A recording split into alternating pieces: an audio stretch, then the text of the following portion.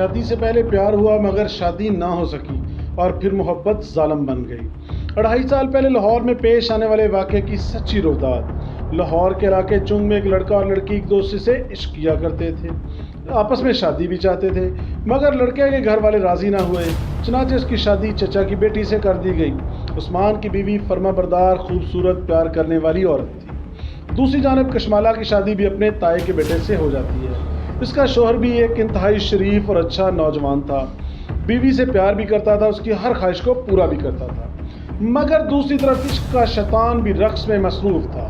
شادی کے صرف 2 ماہ بعد عثمان نے اپنی بیوی کو نیند کی گولیاں دی، وہ بیچاری بے ہوش ہوئی تو تکیہ منہ پر رکھ کے اس کا سانس بند کر دیا، اور جب وہ مر گئی تو اس کو بے لباس کر کے باتھ روم میں لے گیا، وہاں اس کا سر نل سے ٹکرا کر زخم بھی لگا دیا۔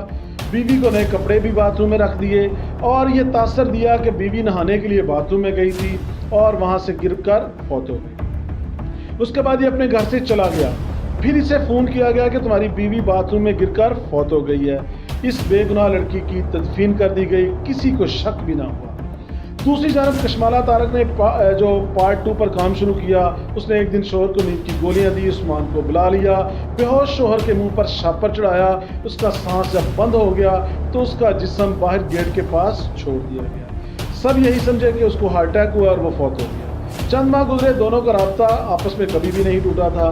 عدت وغیرہ ختم ہوئی تو دونوں گھروں میں والدین شادی کے پروگرام بنانے لگے۔ کشمالہ نے اپنی ماں کو کہا کہ میں عثمان کو پسند کرتی ہوں۔ اس کی ماں نے کہا کہ انہیں رشتہ ہمارے گھر مانگنے آئے، ہم دے دیں گے، مگر عثمان کے گھر والے کشمالہ کے ساتھ رشتہ پر آمادہ نہ ہو سکے۔ چنانچہ ایک بار پھر کشمالہ کی شادی کر دی گئی اور ادھر عثمان کی شادی اس کی سابقہ بیوی کی بہن سے ہو گئی، مگر عشق کا بھوت ابھی دونوں کے سروں پر سوار تھا۔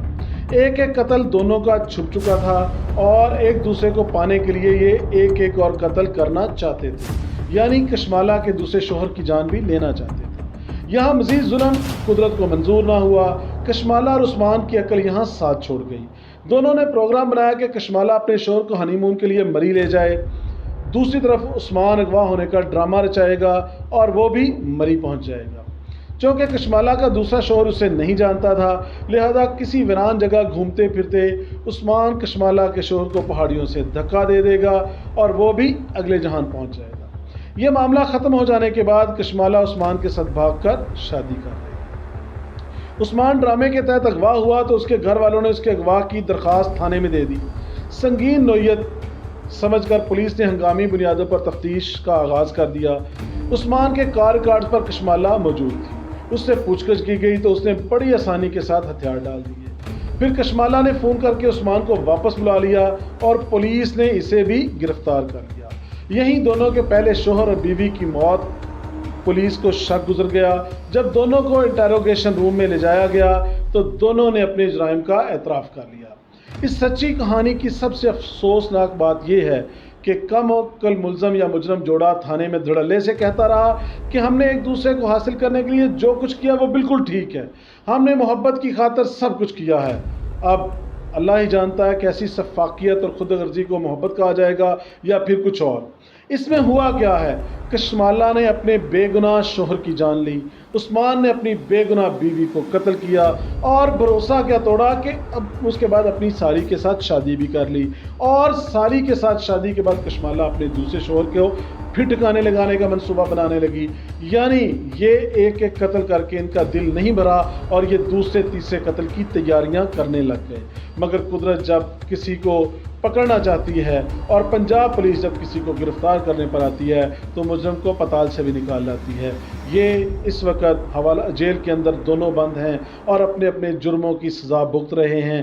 لیکن یہاں پر سوال یہ ہے کہ کیا محبت اتنی ظالم ہو جاتی ہے؟ محبت تو نرم دلی سکھاتی ہے، اور یہ کون سی محبت ہے جو جان لے جاتی ہے؟ محبت تو قربانی سکھاتی ہے، یہ کون سی محبت ہے جو اپنے صفاق حصے میں آئی ہوئی صفاقی کی وجہ سے اپنے محبت کے رشتوں کو قتل کر دیتی ہے؟